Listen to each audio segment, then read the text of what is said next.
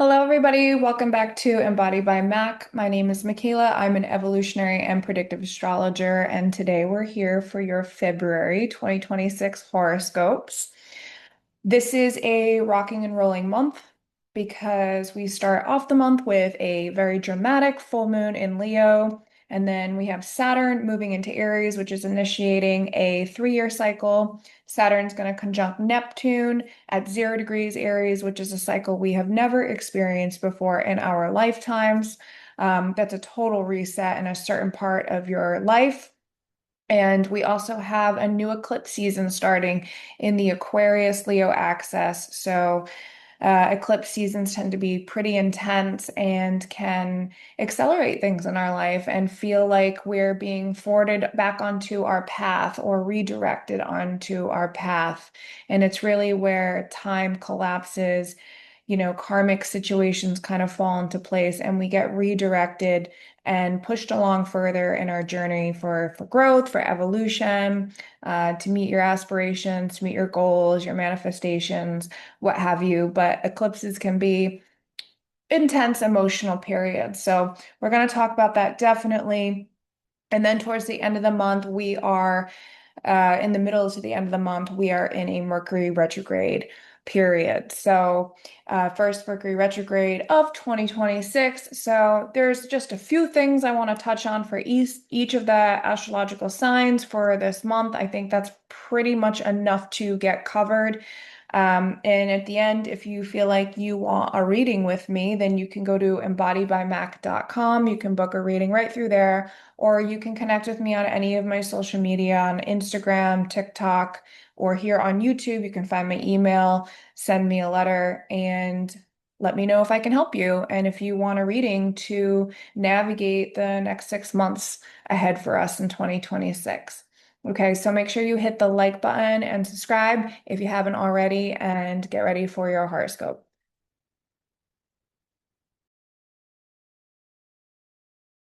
Okay, Virgos and Virgo risings. Okay, this is a pretty intense month for you also, and like probably ways you wouldn't expect. But we begin the month with a full moon happening in your 12th house, right? Because Leo rules your 12th house.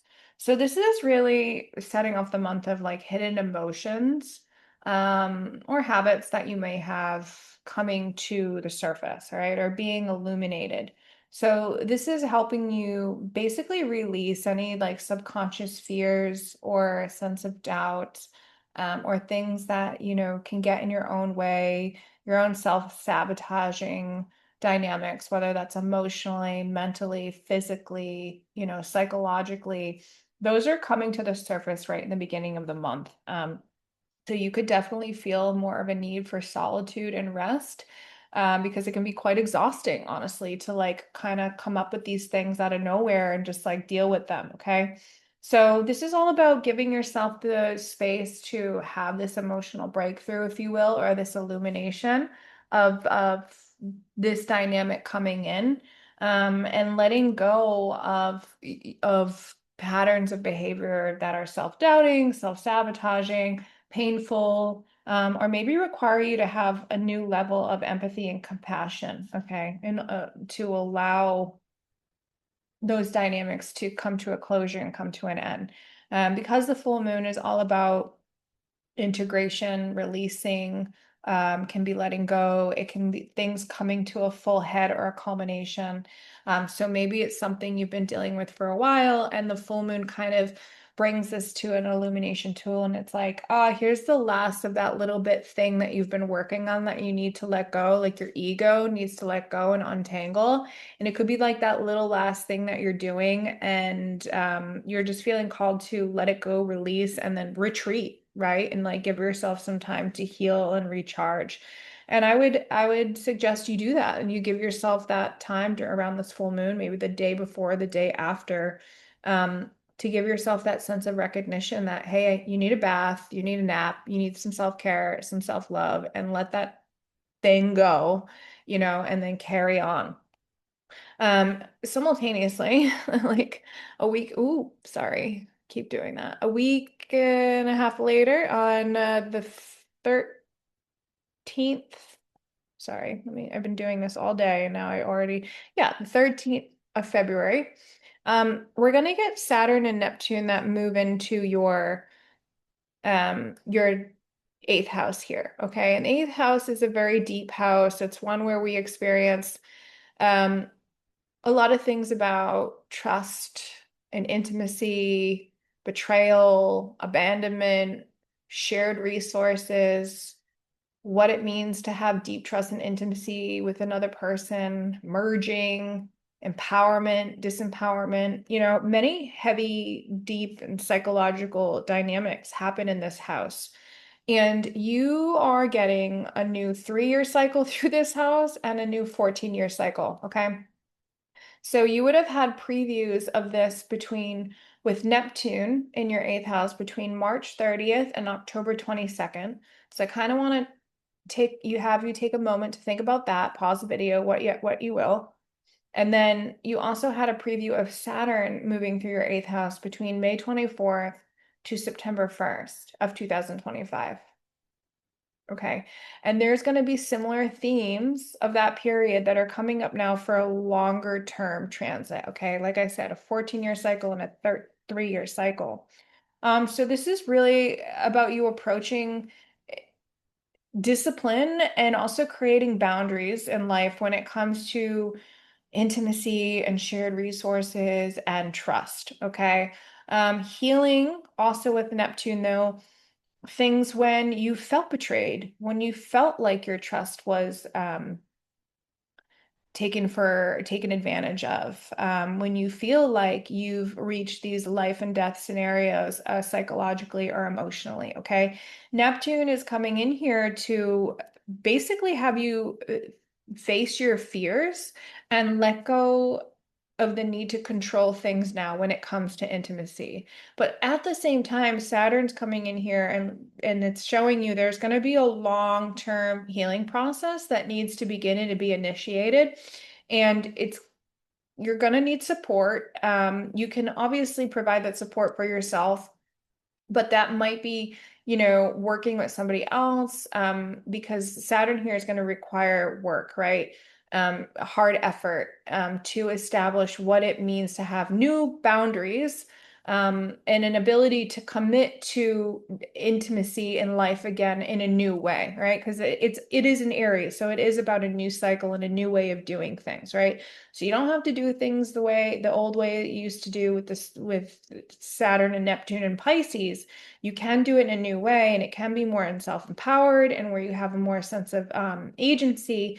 But really, Neptune, the bigger cycle here is Neptune through your eighth house, and it's all about healing your psychological and emotional dynamics when it comes to intimacy and trust, right? And allowing that process to heal.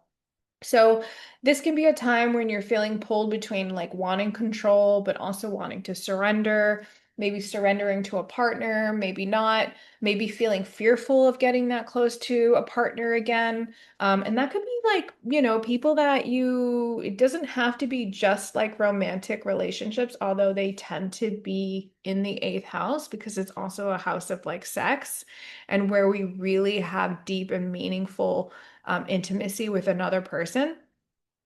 But it can also be people that you trust with your money or you trust with your family, okay? And having to learn new ways of navigating that when it comes to compassion and empathy, but also holding boundaries that are meaningful for you, okay? So here you're going to begin a journey of rebuilding those boundaries, okay? Around this exchange of energy, around this exchange of trust, around this exchange of money, an emotional level and a psychological level, okay?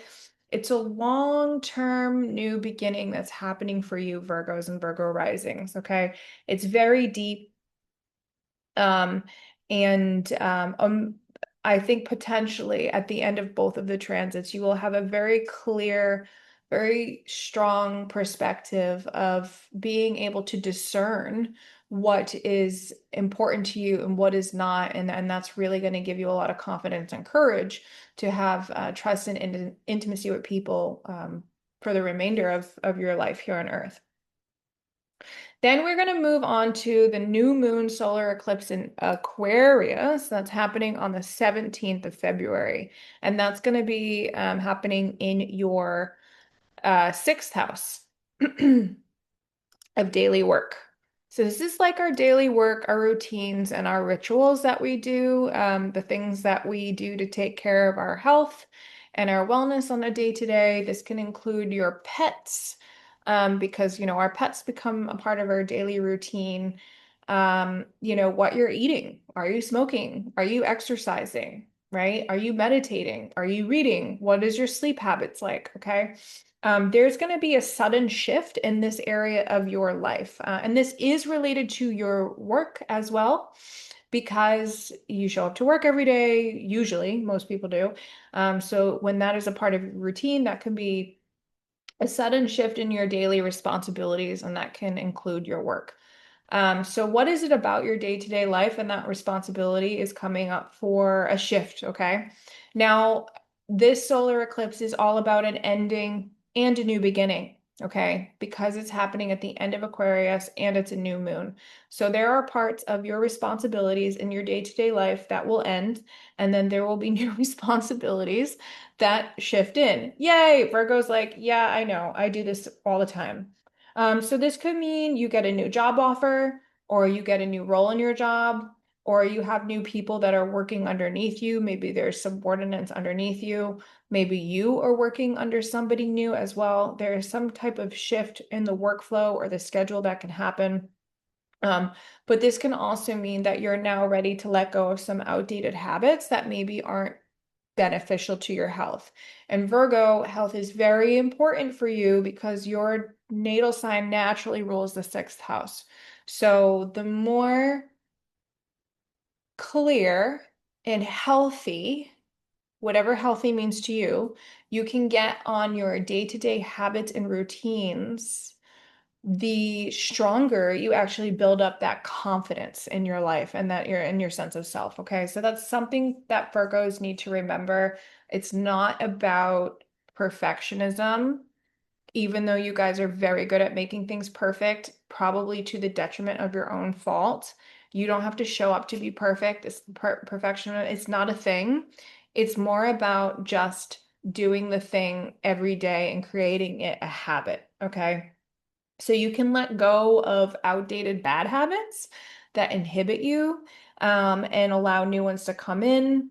And basically, it gives you a fresh start to organize your life overall. So the last time you had eclipses in this area of your life was February of 2017 to January of 2019, and also February of 2008 to August of 2009. So if you want to pause the video and take a minute to reflect on what was happening for you during those time frames, there will be similar themes that come up again. They will not be the exact, of course, because we have different planetary energy that is happening now in the sky, but there will be similar themes because it's happening in the same section, the same areas of your chart.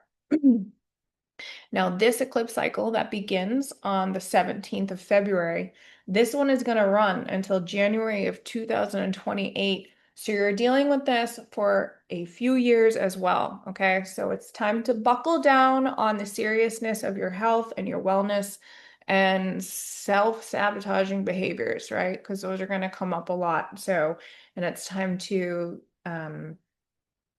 start life in a new way in that direction. At the end of the month, we are going to begin a Mercury retrograde in your relationship sector of your house. Okay, so this is going to be happening in the seventh house. So Mercury retrograde does begin February 22nd. However, we enter the shadow period of February 11th. So the themes around this Mercury retrograde, you will start to see around February 11th.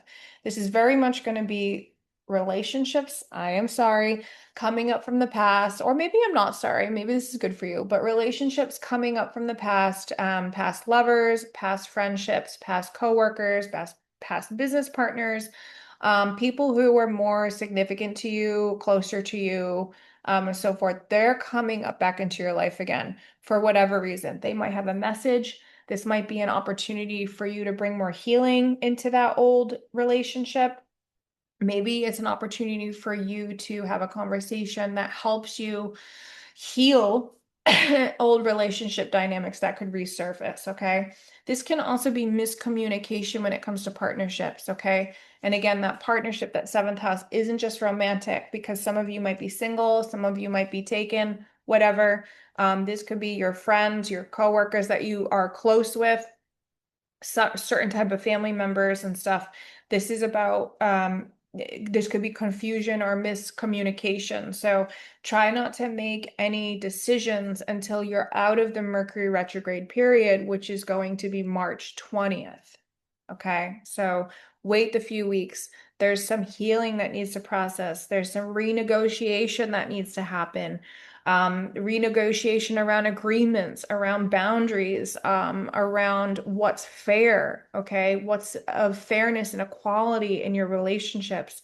And this also gives you a time to reflect on what you require and what you want from other people too, okay? So there might be misunderstandings, and then you can kind of flesh out where those misunderstandings are, and you can have more clarity at the end of this Mercury retrograde about where you stand in partnerships and relationships, okay?